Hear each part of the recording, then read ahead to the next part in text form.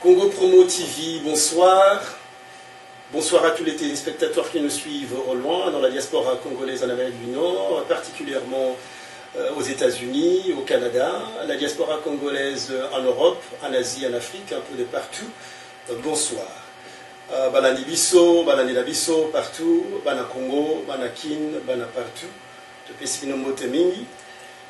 Ladies and gentlemen, Congolese diaspora in North America, in Europe, all across the world, we're just here to have a conversation in regards to Congo's matter. Bonsoir, professeur André Mbata, bonsoir. Bonsoir Patrick. Soyez le bienvenu dans notre ville de Dallas, dans la région du Texas. Comment a été votre voyage? Je voudrais d'abord vous remercier de m'avoir invité à Texas. Au Texas, je viens justement de New York où j'avais une réunion du Social Science Research Council.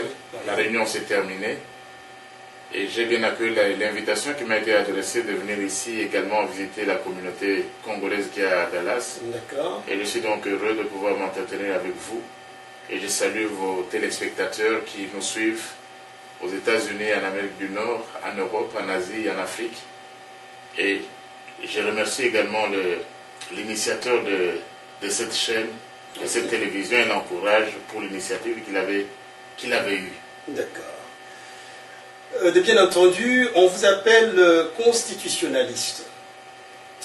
Pourquoi ce titre de constitutionnaliste? Vous êtes expert dans quelle branche du droit? J'imagine bien droit constitutionnel, mais pourquoi constitutionnaliste? Et quel est votre rapport dans le chaos de la Constitution ou alors du régime congolais en ce moment?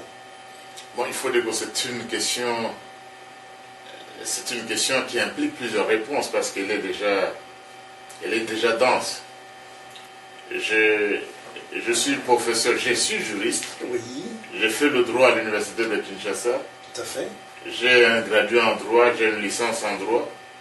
J'ai aussi un master en droit et puis un doctorat en droit public. Oui. Spécialement dans l'option de droit constitutionnel. D'accord. Et je suis professeur ordinaire à la faculté de droit à l'université de Kinshasa. Oui. Il se trouve aussi que je suis professeur de recherche à l'université d'Afrique du Sud à Pretoria et j'enseigne dans un certain nombre d'universités. D'accord. J'écris sur la Constitution, j'enseigne sur la Constitution. Oui. Je dirige des thèses de doctorat sur la Constitution. Et dans notre pays, je suis également directeur exécutif d'un institut qu'on appelle l'Institut pour la démocratie, la gouvernance, la paix et le développement en Afrique, en sigle IDGPA. D'accord. Et depuis un certain nombre d'années, disons depuis 2013, mon institut a été impliqué dans la défense de la Constitution. Oui. Justement, nous nous sommes dit qu'à un moment donné, si le Congo doit aller de l'avant, il nous faut un état de droit dans notre pays. Oui. Et l'état de droit suppose qu'on respecte d'abord la Constitution. D'accord. C'est ainsi que lorsque mon collègue, et le professeur Evariste Seboucha, avait en 2013, je crois, publié un livre Oui. qui jetait les bases pour une révision constitutionnelle afin de donner à M. Kabila un troisième mandat présidentiel. Oui.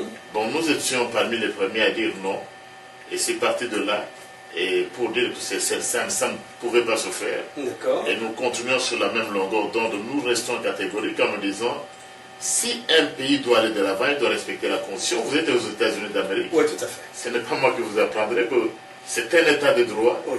Et que l'Amérique, en réalité, est fondée sur le respect aussi des droits et de l'état de droit pour avancer. Oui, justement, parlant de cela, est-ce que le Congo est un état de droit? Est-ce que le Congo, c'est juste un état qui existe? Où se trouverait le Congo en ce moment par rapport à votre vue dans son existence?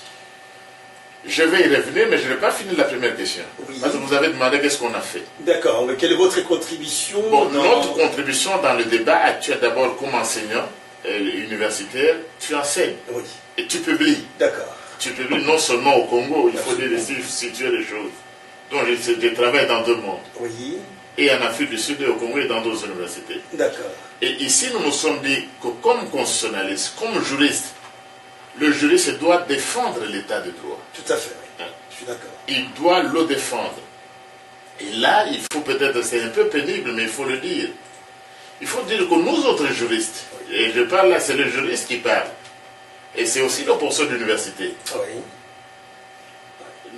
Je viens d'ailleurs de Kinshasa, j'étais la semaine passée, je sais, à Kinshasa. J'ai conduit un groupe de professeurs pour organiser une conférence à Kisangani sur la responsabilité sociale des universitaires dans une nation en crise. Oui. Nous avions fait auparavant la conférence sur le même sujet à Bukavu et à Kinshasa. Oui.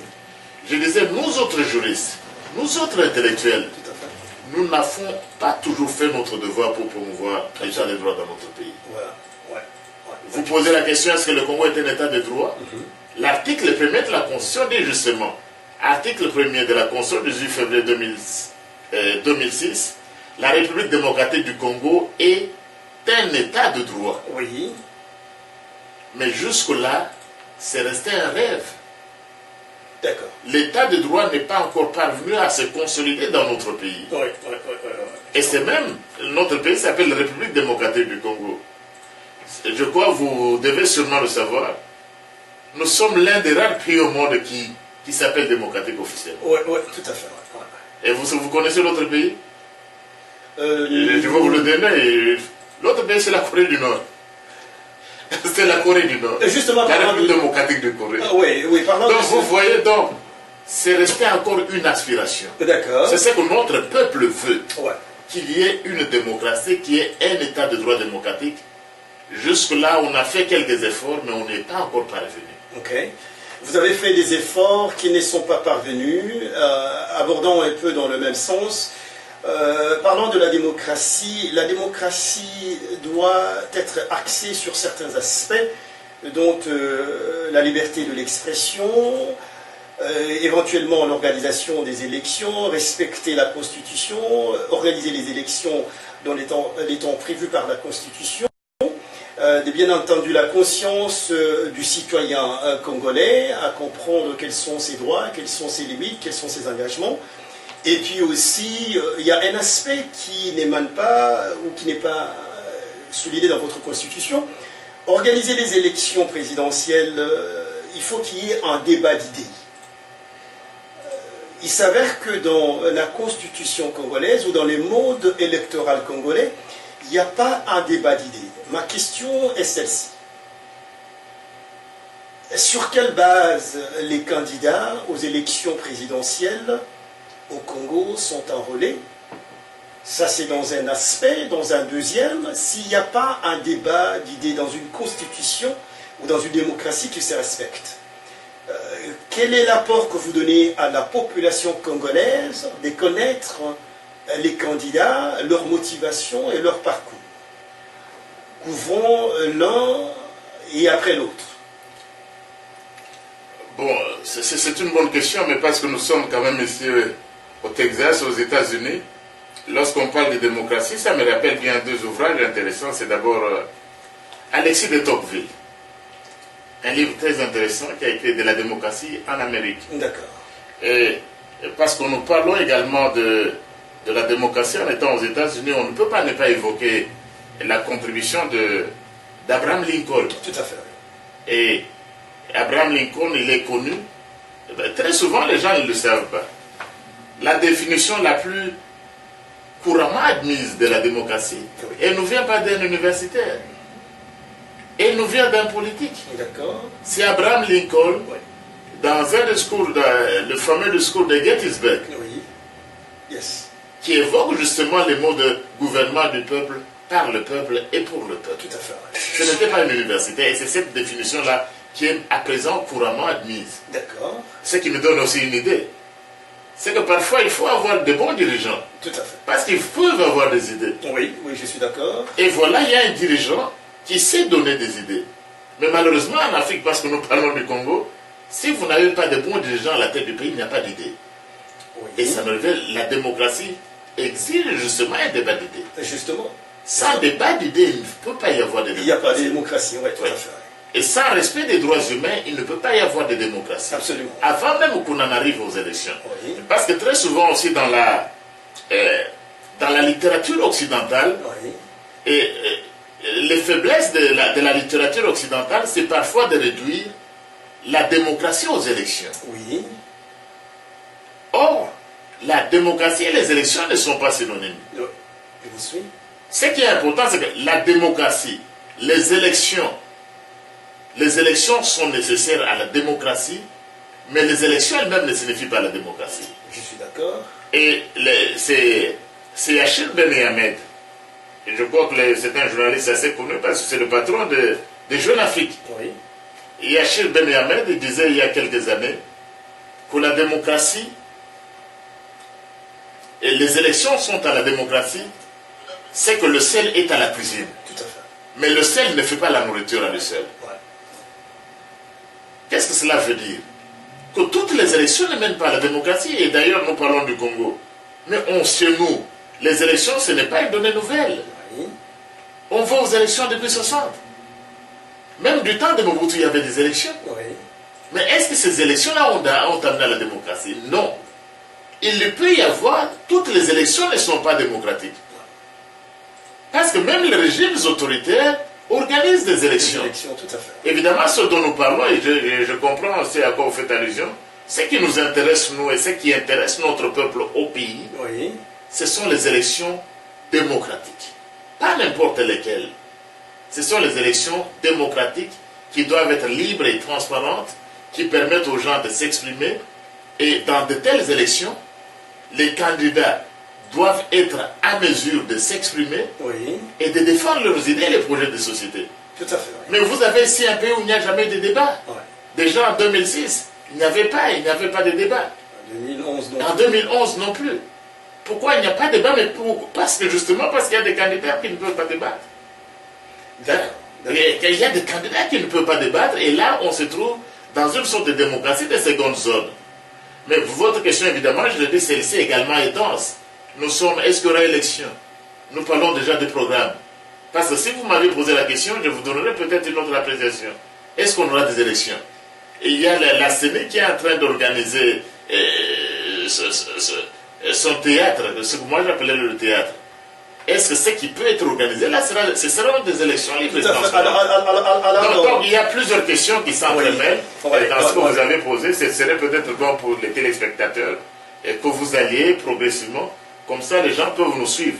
Oui, je voudrais en fait élever le débat parce que vous êtes un expert dans la matière du droit et particulièrement la Constitution. Et je pense que c'est un apport pour le Congolais de pouvoir se cultiver ce soir et d'apprendre certaines choses qu'on n'a jamais appris ou qui n'ont jamais été abordées dans un plateau de télé.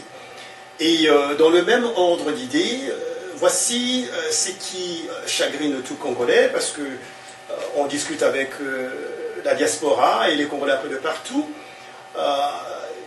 Kanabé, Joseph Hippolyte Kabila, aujourd'hui, 2 ans après la fin de son 2e mandat, n'a pas toujours organisé des élections.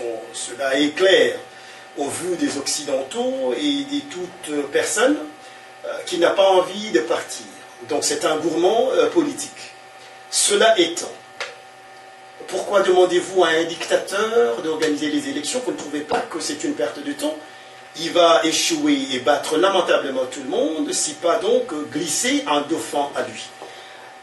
Ceci est clair, et pourquoi donc il y a des acteurs qui veulent aller aux élections et il y en a d'autres qui ne veulent pas aller aux élections? Comment le peuple congolais ou comment la classe politique congolaise viendra-t-elle ensemble de se mettre d'accord, ou alors on ne part pas aux élections ou on y va? Si on ne part pas aux élections, quel est le futur de ce pays? Et si on allait aux élections contre une administration qui a refusé d'organiser les élections dans le temps, éventuellement, on va dans quelle direction? Si vous pouvez essayer un peu d'éclaircir cela à votre gré. Merci beaucoup. Je crois que je vais commencer par un autre angle. Je crois, en parlant ce soir, comme à d'autres occasions, d'ailleurs aux compatriotes qui sont au pays, et maintenant je suis à l'étranger et à la diaspora, la démocratie s'arrache. Tout à fait. La liberté s'arrache. Oui. Et il appartient au peuple congolais. Très souvent, on ne doit pas... Il y a une sorte d'attentisme. moi je ne fais pas confiance à tous les politiciens. Oui. C'est le peuple qui est souverain. Oui. Le peuple doit réclamer la liberté. On a comme l'impression, et quand les compatriotes s'interrogent, qu'ils ont laissé, ils ont mis leur destinée Oui. entre les mains des politiciens. Alors, au lieu de s'assumer eux-mêmes, donc les citoyens congolais doivent être en mesure de s'assumer. Oui. C'est lui le détenteur, c'est lui le souverain. À ce moment-là, les questions seraient posées différemment. On ne doit pas, vous parlez, on réclame les élections. Non. Le peuple doit être en mesure d'exiger les élections. Mais il faut que le peuple soit éduqué pour cela aussi, de connaître ses droits et de savoir quel moment... C'est notre devoir. Et au niveau justement de l'Institut pour l'IDGPA, l'Institut que je dirige, vous avez posé la question que nous avons fait. À un moment donné, on a eu un peu de moyens. Je vous informe que nous avons produit 40 000 constitutions. Oui. 40 000. Tout à fait. Il faut vulgariser. Évidemment, c'était en langue française. L'esprit, l'objectif était de traduire ça dans toutes les langues nationales. Oui. Et nous sommes allés à Matadi. Et nous sommes allés dans le Bandundu.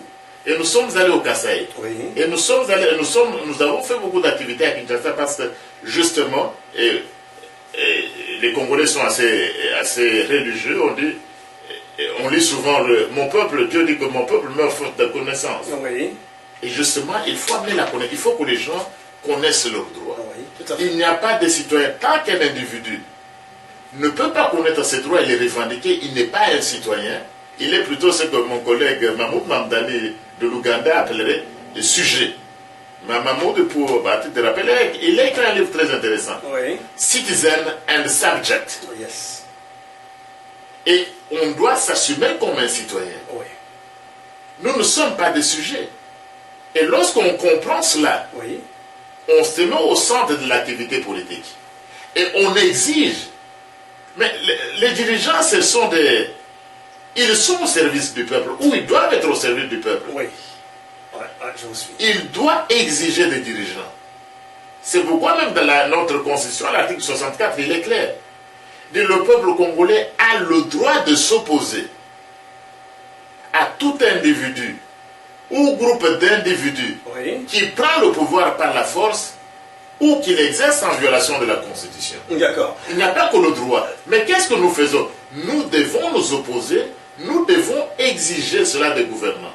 Maintenant, en revenant aux élections, on peut alors avancer. Oui, oui, oui, oui. On peut avancer, à mon avis, vous demandez un point de vue personnel. Je crois que nous l'avions dit déjà depuis le manifeste du citoyen congolais qui avait été signé à Paris en août 2017. Nous avions réfléchi déjà à l'époque, nous nous disions, écoutez, en voyant ce qui était en train de se faire, il était clair pour nous, Oui. sans drone américain, il était clair de voir dans les nuages et de nous dire qu'il n'y aurait pas d'élection en 2017. Nous l'avions dit. Et nous avions ajouté que si jamais il devait y avoir des élections, ces élections-là ne seraient jamais libres et transparentes. Oui. Ouais. C'est pourquoi vos compatriotes qui étaient à Paris, ils avaient clairement, sans en vouloir à personne, ils étaient arrivés à la conclusion que ce qu'il nous fallait une transition sans ces messieurs. Et une transition dont il fallait des gens, une transition qui pouvait être dirigée par des non-politiciens pendant une période assez courte, pendant que les politiciens s'occuperaient de l'éducation politique. Oui. Et les gens qui animaient, les personnes qui animeraient cette transition ne devaient pas être candidats aux élections qui allaient être organisées. Voilà comment on avait conçu les choses pour en arriver aux élections libres, transparentes et paisibles et conduire notre pays vers la voie de la relève. Puisque vous parlez de conduire le pays dans la voie de la relève, ce soir, je rappelle déjà pour notre émission à nos téléspectateurs que nous parlons de l'émergence en fait au Congo, dans un cadre de pouvoir éduquer, encourager, libérer le peuple congolais. Alors, vous parlez d'un gouvernement de transition sans Kabila, qui va planter ce gouvernement, déjà, de prime abord, et puis le gouvernement des transitions pourra hériter le système kabiliste, la legacy de Kabila en place, qui serait toujours un obstacle. Ma première question est celle-ci. Qu'est-ce qui va planter le gouvernement de transition les acteurs qui dirigeraient la transition. On a vu l'Église d'une part, qui parle de la médiocrité des gages. Mais attardons-nous un peu sur cet aspect. Un gouvernement de transition qui planterait le gouvernement de transition à votre compréhension en tant que juriste. Bon, moi, je partirai du même article. Très souvent, on nous a posé cette question, et je crois qu'on parle aux États-Unis d'Amérique, et à partir d'ici, de Texas, nous avons reçu beaucoup de réactions. Même le département d'État américain, on a dit que c'est inconstitutionnel. La Grande-Bretagne a dit que c'est inconstitutionnel. La France a dit que c'est inconstitutionnel. Mais ils ne peuvent pas vous le dire, je ne trouve pas, moi, un juriste américain qui nous expliquerait comment une personne peut rester aux États-Unis au pouvoir 2 ans après ou 3 ans après sans qu'il y ait élection. Je ne trouve pas un dirigeant français qui viendrait nous le dire. Non. Mais l'article 64, si le peuple le décide, évidemment, la question m'a souvent été posée à titre individuel. Je dis, c'est qu'on est la transition sans Kabila, ce n'est pas pour nous. Et ça, je l'ai déjà dit souvent, dit aussi à Kinshasa, je ne sais pas si on va poser la même question ici. Nous parlons ici des républiques. Vous savez, il y a 3 types, j'aime souvent le dire. Il y a 3 types d'esprits. Me disait l'un de mes professeurs. Nous avons des esprits inférieurs, nous avons des esprits moyens et nous avons des esprits supérieurs. Les esprits inférieurs, ils passent le temps à parler des individus. Tel individu, il a fait ceci, tel individu, il est beau, Totondi est noté, ou Mela, ainsi de suite. Les esprits inférieurs passent le temps à parler des individus. Les esprits moyens, ils aiment parler des événements. Est-ce que pour mon match, on a pour emprunter le langage du Nord? Est-ce que vous avez vu ce match-là? Est-ce que vous avez vu comment c'était plein? Vous avez vu comment l'église, mon église aujourd'hui, c'était plein? Mais il y a des esprits supérieurs. Les esprits supérieurs parlent des valeurs. Ils parlent des principes. Je voudrais deviner que vous avez invité un esprit supérieur. Nous n'avons pas le temps. Et souvent, les gens nous suivent. Vous dites, ils vont parler de qui? Ils vont parler de quoi? Je n'ai pas, moi, le temps de parler d'un individu. Qu'il soit beau, qu'il soit laid. Qu'il soit barbu ou qu'il ne soit pas barbu. Qu'il soit chauve ou qu'il ait beaucoup de cheveux. Je n'ai pas le temps de parler d'un individu. Et je ne suis pas venu non plus au Texas, mais aux États-Unis pour parler d'un individu. Ici, nous parlons justement de la République. Nous parlons des principes et nous parlons des valeurs. Je dis, si le peuple décide, vous savez mon cher ami, si le peuple décide de rester toujours esclave, il restera. Ce n'est pas vous qui allez le dire. Professeur, je vous comprends, mais vous savez qu'un peuple ne peut pas se lever du jour au lendemain et décider n'importe comment. Un peuple, c'est comme un troupeau, c'est comme des animaux, c'est-à-dire qu'un peuple doit être encadré, un peuple doit avoir un signal, le son de cloche à pouvoir suivre. Et quand on regarde la classe politique congolaise, l'opposition congolaise, l'opposition est fractionnée, l'opposition est divisée. Nous allons aborder dans ces sens si l'article 64 est en train de donner à la population congolaise de prendre sa destinée entre les mains. Est-ce que la population congolaise est consciente assez de comprendre cet article? Et la classe politique congolaise qui s'oppose au régime en place, où est-ce que cela en est? Est-ce que vous pensez que l'opposition joue un rôle assez pour éduquer un peuple qui, 32 ans après, n'a jamais connu la liberté de l'expression ni la démocratie, et qui traverse encore 17 ans sous un président qui les oppresse? Comment ce peuple va se lever pour prendre sa destinée entre les mains et chasser celui qui l'oppresse, à votre avis? Bon, mais je crois, je reviens à ce que je disais avant. On ne doit pas laisser ça entre les mains des politiciens seuls. Mais éduquer un peuple, c'est votre responsabilité ou si vous êtes comme intellectuel? Je suis d'accord. C'est la responsabilité des médias. Tous ces amis qui sont dans la presse. Informer le peuple. C'est aussi la responsabilité des pasteurs. Et on a combien d'églises?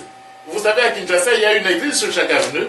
Et j'ai l'impression, j'ai appris aussi que même au Texas, Oui. il y aurait des milliers d'églises. Il semble qu'il y a chez les Congolais une personne qui a une vision chaque nuit. Ouais. J'espère, je ne sais pas si demain, vous ne verrez pas un pasteur au Texas qui a sa propre vision pendant qu'on parle. Il y en a d'autres qui sont en train d'avoir des visions peut-être. Donc c'est aussi la responsabilité des pasteurs. C'est aussi la responsabilité des églises. Et là, c'est quelque chose d'important. Je ne m'en veux pas vraiment aux religieux. Qu'est-ce que c'est qu'une église qui ne peut pas enseigner la libération de son peuple? Je suis d'accord. Si le Christ revenait aujourd'hui, Oui. ça ne serait pas un discours de Mabonza, ça ne serait pas un discours d'offrande. Non. Le Christ, c'est d'abord libérer le peuple. Il est venu libérer le monde. Il est venu libérer le captif. Une église qui ne sait pas mener un discours de libération, mais il ne faut pas y aller. Oui. Ouais, ouais, ouais. Donc c'est la responsabilité des églises. Je vous ai dit que nous sommes en train, dans le pays, on est en train de faire des conférences d'universitaires. Et j'ai évoqué tout à l'heure Kisangani et Bukavu. Mais c'est la responsabilité de ceux qui se disent intellectuels. Oui, je suis d'accord avec vous. C'est la responsabilité de l'intellectuel, c'est qui? L'universitaire, c'est qui? Et au Congo, on a combien de gens qui se disent intellectuels? Apparemment, au Congo, tout le monde est intellectuel. Tout le monde est même docteur. Tout le monde est prophète. Tout le monde est tout au Congo. Ouais. Mais c'est notre responsabilité commune d'éduquer ce peuple, d'éduquer les masses de notre peuple. Et c'est seulement en éduquant. Si nous pouvons y arriver, la démocratie pourra trouver des bases. La question, les responsables politiques ont aussi un grand rôle. Oui. Ouais, ouais, ouais. Ils ont un grand rôle, il faut le reconnaître. Mais est-ce qu'ils font assez? Sûrement pas, vous avez la réponse. Ils ne font pas assez. Et puis même lorsque nous parlons des politiciens au Congo, mais il y a des gens qui sont là, qui font ce que le politologue français Jean-François Bayard appelait la politique du ventre. Beaucoup de politiciens congolais font la politique du ventre. Peut-être les gens, parce que c'est quand même une émission, on doit inscrire les gens. Oui, il y a... Jean-François Bayard, je crois qu'il faut que j'explique le livre de Bayard. Pour question de temps, je pense que nous couvrons ce que le Congolais voudrait entendre ce soir. C'est une crise du continent africain en général, mais puisque nous parlons de la République démocratique du Congo, on va rester sur le Congo. Comment vous expliquez qu'un chef d'État arrive dans un pays pauvre, il n'est pas millionnaire ni milliardaire.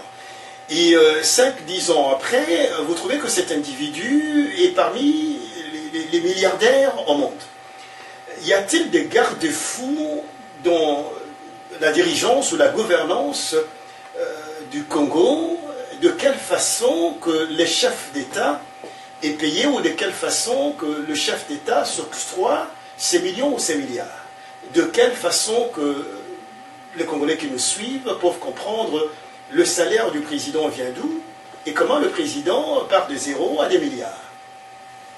Mais il y a justement des garde-fous. Il y a des garde-fous dans notre constitution. Et vous savez que quand un chef, d'abord, la première des choses, c'est quand vous êtes élu président de la République, vous prêtez serment. Je jure, respectez la constitution. Et lorsque vous avez été élu président de la République, vous devez déposer la liste de vos biens. On doit savoir, quand vous êtes élu président de la République, vous avez quoi? Pour qu'à un moment donné, on soit en mesure de surveiller. Malheureusement, donc, il y a ces checks and balances qui existent. Oui. Mais ça ne fonctionne pas. Parce que les gens ne veulent pas les fonctionner. Les magistrats qui devaient être indépendants pour contrôler tout ça, ils ne le font pas. Tout à fait. Et on est un peu dans une sorte d'amnésie collective. Donc c'est un régime dictatorial, Corrompu. contrôlé, corrompu, Oui. et il y a la manipulation. Il y a la manipulation. Donc vous ne comprenez pas, quelqu'un qui n'avait pas de maison, il en a. Je vais vous dire, vous avez évoqué l'Afrique. Je vais vous dire une chose. Mais au Bénin, il n'y a pas de palais présidentiel. Peut-être beaucoup de gens ne le savent pas. Au Bénin, si vous êtes élu président de la République, et cher ami, vous restez dans votre maison. On viendra meubler votre maison, on met la sécurité, mais vous restez dans votre maison. Et le matin, vous allez au bureau, vous rentrez. Donc, chez nous, c'est un régime de corruption. C'est la corruption. Vous avez même des gens qui construisent des maisons, on vous dit il y a un boom immobilier. Oui. Mais d'où vient cet argent-là? C'est la corruption qui a été institutionnalisée, un système de gouvernement dans le pays. Et tout ça, c'est quoi? C'est avec la tolérance et de la population, et des intellectuels, et du peuple, et de tout le monde. C'est-à-dire qu'on est essayé dans les antivaleurs. Dans les antivaleurs, et vous voyez ça, vous vous taisez. Mais là, peut-être, il faut vous donner une idée. Je crois Einstein avait raison. Il disait un peu ceci. Le monde ne sera pas détruit par ceux qui font le mal, mais il sera plutôt détruit par ceux qui voient les autres faire le mal et qui ne disent rien. Et nous sommes dans une société où les gens ne disent rien. Et nous devenons finalement tous des complices.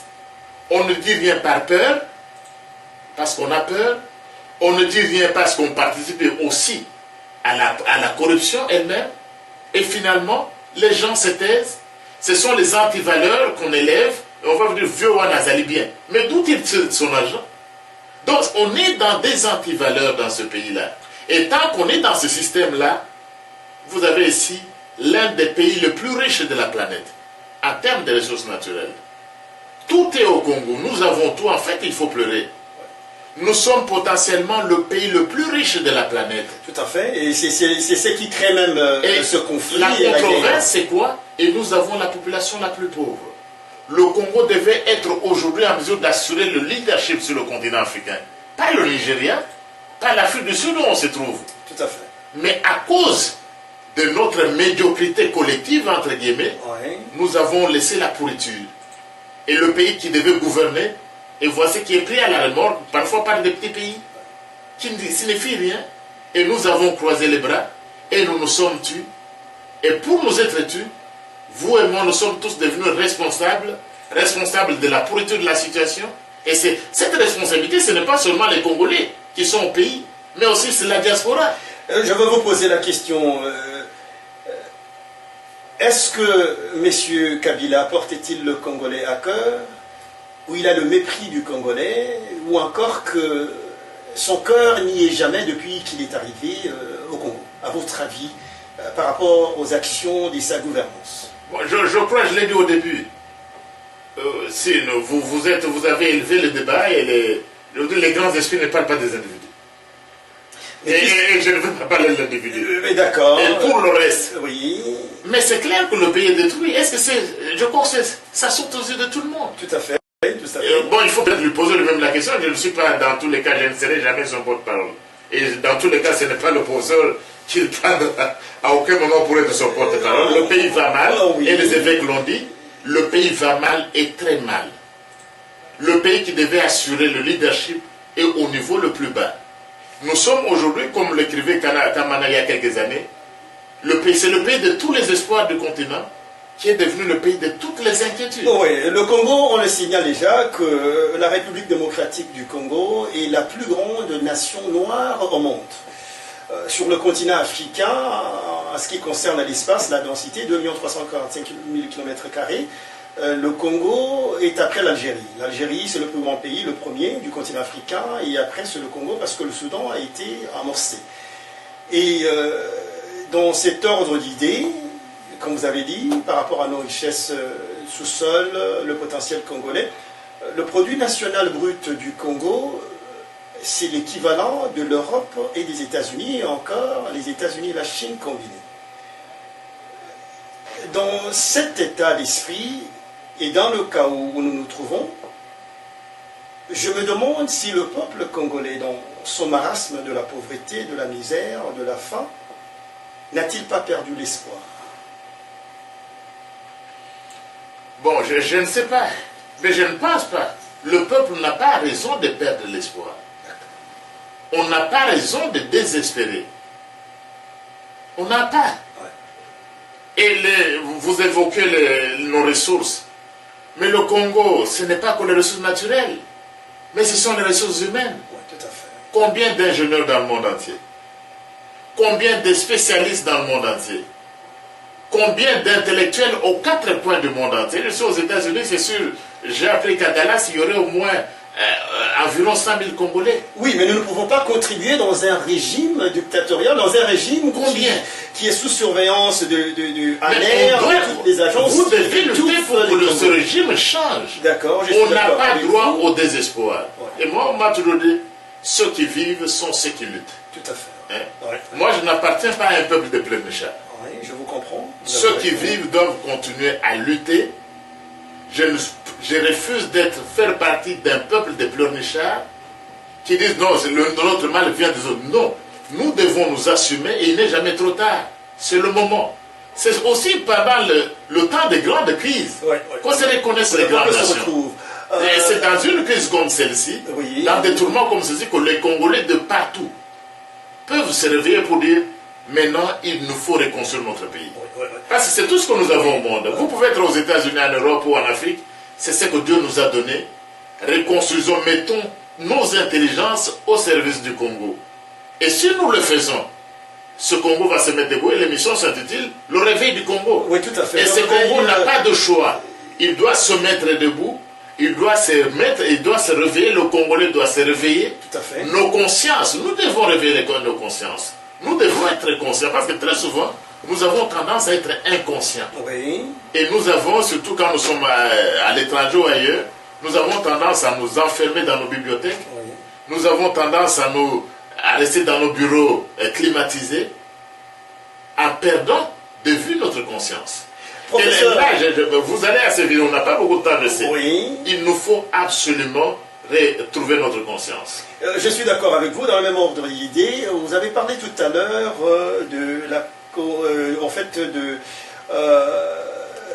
au niveau international, la communauté internationale.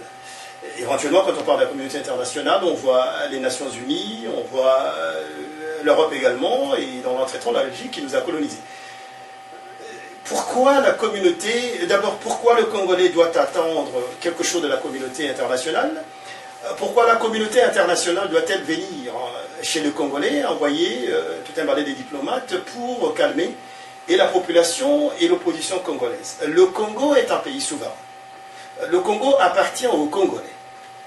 Qu'est-ce que le Congolais a à attendre de la communauté internationale et pourquoi même le Congolais permet à la communauté internationale de venir lui dire ce qu'il doit faire pendant que le Congolais est tué nuit et jour, pendant que les femmes congolaises sont violées, pendant que le Congo est pillé, il est au chaos. Ne trouvez-vous pas que quelque part, il n'y a pas un sens de se faire écouter par un acteur d'une organisation internationale ou une communauté internationale qui n'est pas présente ou qui n'arrête pas le meurtre qui se passe au Congo? Est-ce que ce n'est pas une perte de temps ou peut-être ce n'est pas une ignorance ou un manque de conscience même? Bon, une chose d'abord à dire, c'est qu'il faut ici retrouver De Gaulle. Oui. Et De Gaulle disait, les États n'ont pas d'amis, n'ont que des intérêts. Tout à fait. Évidemment, ils viennent, ils ont des intérêts chez nous. Oui. Les Chinois sont là-bas, les Américains, les Français, ils ont des intérêts chez nous. Ils vont continuer à avoir des intérêts chez nous. Je suis d'accord. Ça, il ne faut pas se leurrer. Alors, pourquoi ils ont aussi une responsabilité? Parce que le régime que nous avons en place, oui. Qui a mis en place? Qui le maintient? Mais c'est cette communauté. Et il y a des complices. La communauté internationale, c'est dès que vous mettez à la tête d'un pays une personne qui n'a pas les compétences voulues, mais qui vous permet de piller ce pays-là. Oui. Mais qu'est-ce qu'on vous dit? On va vous dire, bon, on a besoin qu'il reste. Parce qu'on a cette opportunité de continuer à piller. Oui, en fait, en anglais, on dit ce gouvernement-là is the face of a franchise. C'est-à-dire, c'est une bande d'investisseurs, la mafia des investisseurs, qui tient à un groupe au travers duquel, en fait, ils continuent à faire leurs affaires. Donc, c'est un business, en fait. Donc, voilà, vous l'avez bien dit. Donc, on est là un peu ce qu'on a appelé en Afrique du Sud, les multinationales, les pays étrangers, ils ont capturé l'État. En Afrique du Sud, on a parlé de state capture. Ouais. Donc, ils n'ont pas intérêt, et ils ne s'intéressent pas à la démocratie. Nos libertés, ils leur importent peu. C'est le business. Et parce que je parle quand même aux États-Unis, yes. Il y a un chef d'État américain qui disait The first business of the United States is business. Yes. C'est ça ce qui les intéresse. Alors maintenant, le Congolais, quelle est notre position? Évidemment, nous ne pouvons pas non plus nous passer de la communauté internationale. On doit leur dire. On doit leur parler compte tenu du rôle qu'ils jouent. Mais la première responsabilité, la responsabilité première pour que le Congo se mette debout, elle revient aux Congolais eux-mêmes. Ouais, c'est très important. Ouais. Nous n'y sommes pas encore arrivés. Nous devons nous prendre en charge. Le Congolais ne sera pas construit par des Américains, ni par les Français, ni par les Belges. Il sera d'abord construit par les Congolais eux-mêmes. Et que les Congolais, partout où ils se trouvent, ils ne peuvent pas se dédouaner. Je parle des Congolais de l'intérieur. Je parle des Congolais de la diaspora. La diaspora également. Et parce que là-dessus, vous n'avez pas tendance à me poser des questions, j'estime qu'autant nous nous plaignons de nous-mêmes, oui. nous sommes responsables, nous sommes responsables à tout vous ne pouvez pas avoir une diaspora si importante à l'étranger qui ne fait rien. Je dois relativiser. Oui. Il y a des composants de notre diaspora qui font un grand travail. Mais nous aimerions avoir plus. Mais nous parlons de la communauté internationale. Mais si nous avons 100 000 Congolais à Washington DC, oui. mais ils devraient tout le temps, chaque jour, dire à M. Trump, ce n'est pas comme ça. Oui. Ou dire à tous ces gens qui profitent du Congo, être là-bas, leur dire ce n'est pas comme ça. Cette communauté ne devait pas les laisser tranquilles. Imaginez si nous avons 100 000 Congolais à Bruxelles. Oui. Et Bruxelles, c'est la capitale de l'Union européenne. Tout à fait. Mais ils ne pouvaient pas laisser l'Union européenne tranquille. Je crois que nous devons prendre conscience que ce sont nous qui sommes au pays, que ce sont nous qui sommes à l'étranger dans la diaspora. Nous devons jouer un grand rôle. On ne peut pas dire non, on ne nous permet pas d'aller, mais à partir d'ici. À partir d'ici, si vous décidez que ce monsieur, un tel gouvernement, il ne nous représente plus, vous vous faites entendre, vous au moins, le gouvernement des pays dans lesquels vous vivez, ils vous font confiance. Parce que vous avez les talents, parce que vous travaillez chez eux, vous payez les impôts ou les taxes, vous contribuez à leur économie. Et certains d'entre vous participent même aux élections. Il y a moyen d'influer. Donc je suis en train de dire, et de l'extérieur, il y a également notre peuple qui est au pays. Et je viens du pays. Et je suis maintenant aux États-Unis d'Amérique. Ils se disent, mais quand vous parlez un peu aux compatriotes des États-Unis, est-ce qu'ils ne peuvent pas aussi faire plus? Parce que ceux qui nous pillent viennent de là. Parce que les multinationales qui viennent nous piller, ils viennent de là. Et eux, ils connaissent ces gens-là. Est-ce que nos compatriotes ne peuvent pas faire quelque chose? Et à ce moment-là, le combat d'ensemble et des Congolais de l'intérieur et des Congolais de l'extérieur, il amènera au fruit. C'est-à-dire jeter les bases d'un développement ou d'un redressement d'un Congo qui puisse enfin se mettre debout. Professeur, demain, vous avez une conférence ici à Dallas, dans la région du Texas. Vous allez parler aux Congolais de la région de Dallas qui vous suivent en direct ce soir. Quel est votre message? Que doivent-ils attendre de vous? Pourquoi doivent-ils venir vous écouter? Qu'est-ce que vous leur apportez? Merci. On aura conférence demain à Dallas, au Texas. J'invite les compatriotes qui sont ici aux États-Unis, qui sont à Dallas, et je suis heureux que d'autres sont même venus d'en dehors de Dallas. Oui. Et d'autres sont venus d'autres États pour suivre cette conférence. Voilà mon message. Vous ne viendrez pas écouter un homme. Vous ne viendrez pas écouter un homme qui a des réponses à vos questions. Vous venez pour qu'on parle du Congo. Vous venez pour qu'on réfléchisse sur le Congo ensemble. Je n'amène pas de solution. Nous venons pour échanger. Et ce cadre, je crois que de plus en plus, les compatriotes qui sont à la diaspora devaient avoir l'occasion de se retrouver. Oui. Pour se dire, mais qu'est-ce que nous faisons pour chez nous? Qu'est-ce que nous pouvons faire? Le pays est en danger, c'est ce que je veux dire. Et c'est ce que les compatriotes qui sont dans la diaspora connaissent. Mais lorsque votre pays est en danger, lorsque vos parents, vos frères, sœurs, cousins, neveux, nièces, vos grands-parents sont en train de mourir, pouvez-vous être aux États-Unis et vous taire? C'est la question que je poserai. Lorsque le pays se porte si mal, lorsque rien ne marche alors que nous avons tout, c'est pourquoi j'ai toujours dit qu'il n'y a pas d'intellectuel neutre. Lorsque vos frères sont en train de mourir, chers compatriotes, a-t-on le droit de se dire neutre de cette terre? Lorsque une population est réduite dans les conditions infrahumaines au XXIe siècle, lorsqu'un pays qui devait exercer le leadership sur le continent et même dans le monde devient la risée du monde, a-t-on le droit d'être aux États-Unis et de se taire? J'invite donc les compatriotes à venir. Je sais que vous allez aux prières. Je crois ici il faut prier pour le Congo. Quand vous êtes allés à la prière, nous vous attendons. Venez qu'on discute ensemble, qu'on puisse échanger, parce que nous n'avons pas de choix. Cette génération doit contribuer à sauver le Congo. Et je vais terminer par une pensée de Franck Fanon. Franck Fanon disait ceci, je crois que je vais reprendre la pensée, et que ça doit, on peut en retenir quelque chose. Fanon disait, toute génération doit, dans une certaine relativité, découvrir sa mission. Ayant découvert sa mission, un choix, accomplir sa mission ou la trahir. Les Congolais de Dallas qui vont venir demain à la conférence, je leur dirai également la même chose. Découvrons notre mission comme Congolais, que nous soyons au Congo et dans la diaspora. Et quand nous l'avons découverte, et nous l'avons déjà découverte, c'est celle de contribuer à sauver le Congo. C'est celle de faire en sorte que notre pays se remette debout. Et quand nous l'avons découverte, notre mission, choisir entre l'accomplir et la trahir. Et je ne veux pas croire que les Congolais de Dallas ont choisi de trahir leur mission. Nous avons une question qui nous vient d'un téléspectateur qui nous suit sur Facebook.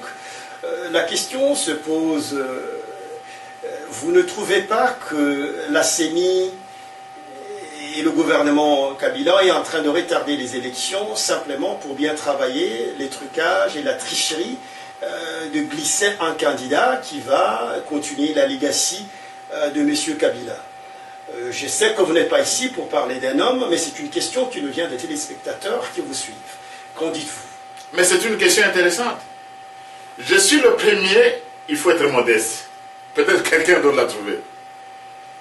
Dans tous les cas, je suis celui qui a inventé la métaphore en 2013. La métaphore, c'était quoi? J'ai utilisé la métaphore du triangle du glissement. Oui. Qui font partie de ce triangle? Vous savez, le triangle a 3 angles. Oui. Pour moi, le triangle du glissement est construit. Le premier angle, c'est le gouvernement. Oui. Le deuxième, c'est la Cour constitutionnelle. Tout à fait. La troisième, c'est la CENI. Le premier angle, c'est le gouvernement. Il ne veut pas des élections. Oui. Ils veulent rester au pouvoir pour l'éternité. Ils ne donnent pas les moyens à la CENI. Ils vont vous dire qu'on a les élections qui demandent 1 milliard, mais on donne à la CENI par mois 10 millions, faites le calcul, dites-moi si vous allez arriver au milliard. Donc, le gouvernement qui ne veut pas des élections ne donne pas l'argent, les ressources à la CENI. Et la CENI qui est complice du gouvernement dit, écoutez, nous n'avons pas les moyens, tout ça qu'on reporte. Parce qu'ils sont complices du gouvernement. Ils vont choisir un autre complice qui s'appelle la Cour constitutionnelle. En cas de force majeure, faites-nous un arrêt qui dit que nous ne pouvons pas, et la Cour constitutionnelle fait un arrêt. Voilà ce que j'ai qualifié depuis plus de 3 ans de triangle du glissement. Donc, le compatriote qui pose la question sur le Facebook, il a totalement raison. La CENI, la Cour constitutionnelle et le gouvernement font partie du triangle du glissement. Alors, merci. On continue. Il y a une autre question qui vient de Facebook. Oyo ezali na lingala. Alors, namoni ya liboso batuni, est-ce que yo ozali congolais, so ozali congolais loba na lingala, oyo mususi ya mibale mama moko akomi alobi boye. Yango mibale na biso bakei wapi? Bakomi ko violer biso, bakomi ko boma biso. Mboko oyo ezali 85 millions ya population. Mibale musala na bango akochaka biso bazemi babotsa biso to babundela biso. Yo oza mwana mboko ozali pe mobali. Yo lobini. Ya liboso nazali congolais, nazali nationalité mususu te, nazali congolais et puis fier de l'être. Parce que n'andeme que Congo il faut etelem. Et puis ekotelem. Parce qu'on a la détermination. Oui. Et on va le faire. Bato bazali na désespoir, na kanesi bazali na région. Le Congo va se mettre debout et il se mettra debout. Sikoyo bamibali bakende wapi? Mais wana za mutuna ngana répondre te mutu nyonso mobali nyonso mutuna wana ngana za mobali na kende wapi na kende isikate tango makambo zali na za na mboka Telemi. na telemi. mibali nyonso pe batele mibali nyonso mutona na bapesi bino moto moko na moko a répondre mutona ba mibali bakinda wapi? Est-ce qu'il y a des hommes dans ce pays-là? Bon répondre basi na bino. Alors bon omoni prof nazamona kin donc morana na koli na botami question na ngasi ko mutuna ya lipe boy ville à Kinshasa ezali na 15 millions ya batu, ça veut dire que tieza na eza pays mobimba koleka pe ba pays mingi na mikili na poto. Alors bana kin bazomona masolo pe ndenge ezokende mais toyoki lelo ke bana kin bakoma mutu nyonso oya lelo soka yeso ngobokende boye balandi boya boye balandi oya za congolais te aza étranger bayoki mais tango mboka wana ezali na plus de 1 million ya bato. Est-ce que bana kin lelo 1 million ya bato ekokobi mate na mboka wana eganga mingongo pe la kisape que tosi to lembi e inda kaka ngana lobisko na ndenge donc ya mwana mena do mwana kati na ndenge ya mwana kin. Alors yo siko yo corriger ngai soki la yela on na ndenge mabe mais na ndenge na yebi révolution et ya raté il faut boto là démocratie peut ndenge wana faut bunde le tumba wana toyo rasiko pe pa na yo kulutu yo pe mwana kini pe neti ngai comme ça ba oyo pe balobaka français te ba yo na ndenge lingala siko masolo ngona ndenge zokende parce que et comme na confusion na bobangi na pe bolembi yo sikoyo et ya na loizani. Mais aussi on peut dire bobangi ele kimi bobangi ele kimi yo zaki étudiant na campus au mona ba marche ezali sous-te bobangi ezali mingi. Ensuite répression yepe mingi bazo kanga bato ata mako baza ozana photo na cell phone na wasa bakangi yo bobangi nde eleki mingi. En dehors ya bobangi ezali penzala okomona na ba jeune na biso mingi bato bazali corruption et comme na mboka wana corruption na koloba tende na bato ba jeune bazo ba jeune ba oyo toteli motema ko bango nde bako bongisa mboka ba jeune mususu bazali plus corrompu ko ba mikolo corruption bobangi et puis kozanga idéal kozanga idéal Oui. parce que beaucoup koza 15 millions bateau basalité, mais bateau basalité seulement 100 000. Oui. Mais beaucoup de gens ne pas convaincre. Tout à fait. Il y a un bon endroit toujours mon abambo comme ça, mais bazo occuper territoire na biso. Bazangi bateau bazangi idéal. Il y a un bon toujours le bas. Des beaux Congolais où ils ont une nation na biso. Oui. Bateau balali mingi, tout la qui peut mingi, ba intellectuel peut balala qui mingi, ba bateau peut balala qui mingi. To comme tout le bateau. Balamuka. Bato balamuka ba construire mboka na bango. Dire bato bazolanda biso bana Congo, bana Kin, bana partout, bana mikili, bana États-Unis. Omoneka ka masolo pe ndenge komi alors tozali na mobeti ya politique monene, motangi c'est politique oyo tobengi constitutionnaliste professeur André Mbata. Ezali te que titre na nenga mabanga, mais ezali titre ya muto yo que donc atanga mukanda oyo babengi droit. Il y a tanga constitution, donc constitution et sopi, il y a sopi constitution. Il y a donc des masolo ndenge kendaka, tito vandi boezali pour na kolamusa conscience il y a peuple congolais. Pour na voyer ça va na Congo que kobanga izalati na mogote, mais il faut hôtel mais na eloko yo lingi. Alors pour na ko récupérer Congo wana na ndenge zali, c'est 85 millions de gens et oya teka ka boye na ndenge moko ya gratuit, ça va demander beaucoup. Il faut voter la pour Bundelambo, c'est-à-dire Congolais téléma, Congolais debout. Et ce soir, pour ceux qui nous suivent en français, on a fait un pont entre le lingala et le français. C'est-à-dire que l'émergence de la conscience congolaise, c'est une façon de dire que le Congolais se tienne debout, que le Congolais se réveille. Parce que si on ne se bat pas nous-mêmes pour notre pays, que ce soit dans la diaspora, que ce soit ceux qui sont au pays, ce n'est pas la communauté internationale qui va venir pour se battre à la place du Congolais.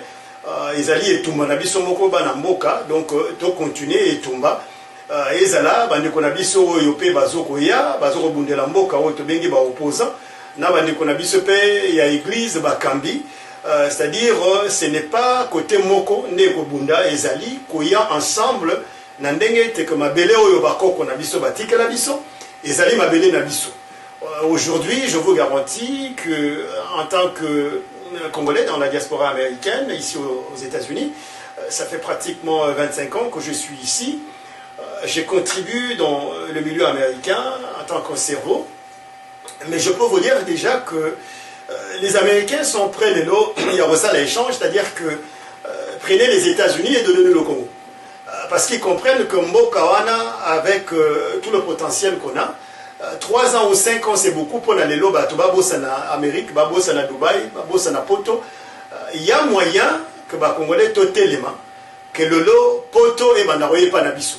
C'est-à-dire que nous avons tout ce qu'il nous faut pour ne même pas envier l'Europe. Ce n'est pas parce que je suis ici ou j'ai été en Europe, mais dans cette conscience-là, en associant les efforts, par tout ce dont nous avons parlé ce soir, je crois que le Congo a un pays dont le monde entier nous envie. C'est ce qui contribue d'ailleurs à la guerre aujourd'hui.